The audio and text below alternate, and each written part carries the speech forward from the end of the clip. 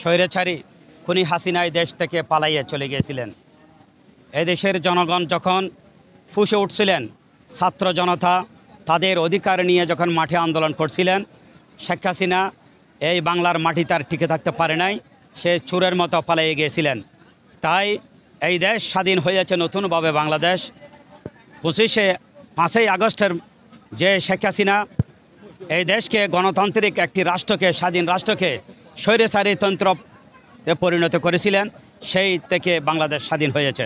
আমরা চাই আগামীর বাংলাদেশ এভাবে বিনির্মাণ হোক, এদেশের জনগণ যাতে স্বাধীনভাবে বাঁচতে পারে, স্বাধীনভাবে কথা বলতে পারে, স্বাধীনভাবে এদেশের মানুষ ব্যবসা বাণিজ্য এবং চলাফেরা সুন্দরভাবে শান্তিতে নিরাপদে যাতে একটি সহ অবস্থান করতে পারে, সে আশা করতেছি।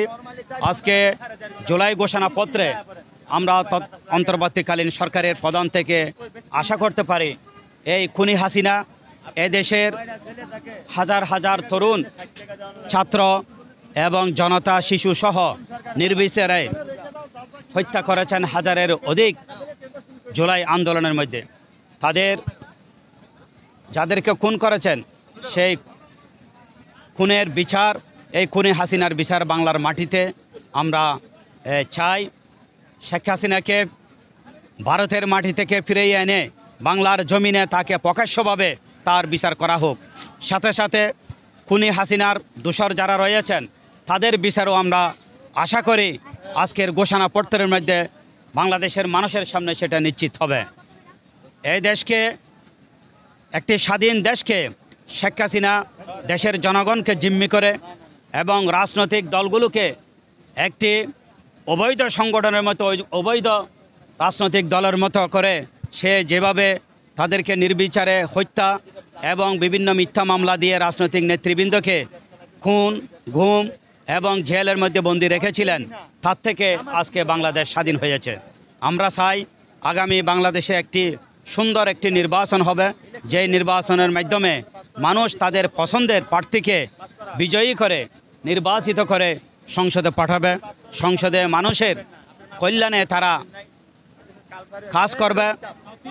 সেটা আমরা আজকের বর্ষপূর্তি 5ই আগস্ট অনুষ্ঠান থেকে সেটা কামনা করতেছি। আজকে বাংলাদেশের মানুষ, যে কোনো স্তরের মানুষ আজকে স্বাধীনভাবে চলাফেরা করতে পারছে, স্বাধীনভাবে মানুষ কথা বলতে পারছে, স্বাধীনভাবে মানুষ ব্যবসা বাণিজ্য করতে পারছে। এই আওয়ামী লীগের দোসর যারা ছিলেন, এই 16-17 বছর যারা দেশের জনগণকে জিম্মি করে এদেশের ব্যাংকে লুটপাট করে হাজার হাজার কোটি টাকা বিদেশে পাচার করেছেন এবং এদেশের শিক্ষা ব্যবস্থাকে ধ্বংস করে দিয়েছেন। 13 সালের 5ই মে শাপলা চত্বরে এদেশের হাজার হাজার আলেমদেরকে খুন করে গুলি প্রশাসনের মাধ্যমে গণহত্যা চালাইয়ে সে এদেশে ক্ষমতাকে চিরস্থায়ী করার স্বপ্ন দেখছিলেন, কিন্তু সেই স্বপ্ন বাস্তবায়ন হয় নাই। শেখ হাসিনা যেভাবে একদলীয় বাকশাল কায়েম করছিলেন, তার বাবা সেরকম শেখ মুজিবুর রহমান, সেও এদেশে 72-এর সংবিধান আইন করে, সংবিধান রচনা করে এদেশের সকল রাজনৈতিক দলকে নিষিদ্ধ করেছিলেন, বিশেষ করে ইসলামী দলগুলোকে নিষিদ্ধ করে একদলীয় বাকশাল কায়েম করেছিলেন। কিন্তু শেখ মুজিবের পরিণতি এদেশের জনগণের সামনে হয়েছে। তার লাশকে দাফন করার জন্য কোনো লোককে খুঁজে পাওয়া যায় নাই, তার জানাজার নামাজে শরিক খাওয়ার জন্য কোনো মানুষ আসে নাই। আজকে শেখ হাসিনা তার বোনকে নিয়ে পালাইছেন, এদেশের মানুষকে এবং তার সাথে যেই সমস্ত আওয়ামী লীগের দোষর ছিল তাদেরকে অসহায় অবস্থায় ফেলাই দিয়ে সে যেভাবে ফেলাই গেছেন। কিন্তু বাংলাদেশের জনগণ যারা এদেশে ফ্যাসিস্ট এবং ফেসিবাদী রচনা করবে, ফেসিবাদী শাসন কায়েমের চিন্তা ভাবনা করবে, বাংলাদেশের জনগণ তাদেরকে রেহাই দিবে না, তাদের বিচার একদিন হবেই হবে।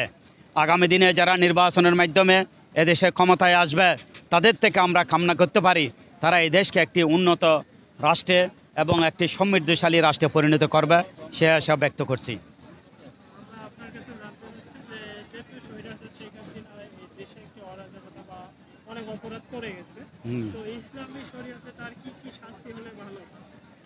ইসলামে একটি যদি ইসলামী সরকার এই দেশে যদি রাষ্ট্র ক্ষমতায় যদি আসে, এদেশকে শাসন বার যদি তাদের হাতে আসে, কোরআনের মধ্যে আল্লাহ রাব্বুল আলামিন যে সমস্ত আইন স্পষ্টভাবে দিয়ে গেছেন সেগুলো ইনশাআল্লাহ বাস্তবায়ন করবে।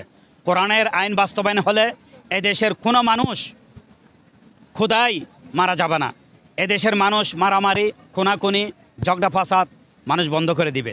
কোরআনের আইন এমনভাবে রচিত হয়েছে যাতে মানুষ খুন থেকে, গুম করা থেকে, আইনাগার তৈরি থেকে মানুষ বিরত থাকবে।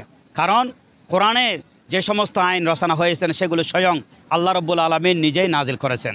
যেমনি খুনের শাস্তি হলো তাকে প্রকাশ্য ফাঁসিতে ঝুলাইয়ে তার মৃত্যুদণ্ড নিশ্চিত করা। এবং বিভিন্ন আইন, কোরআনের আইনগুলো হলো তার অপরাধ যতটুকু করবে তার শাস্তি ততটুকু। যদি খুন করা হয় তাহলে খুনের বদলায় তাকে মৃত্যুদণ্ড কার্যকর করা হবে। যদি চুরি করা হয় তাহলে তার হাত কাটা হবে। এভাবে মানে রয়েছেন।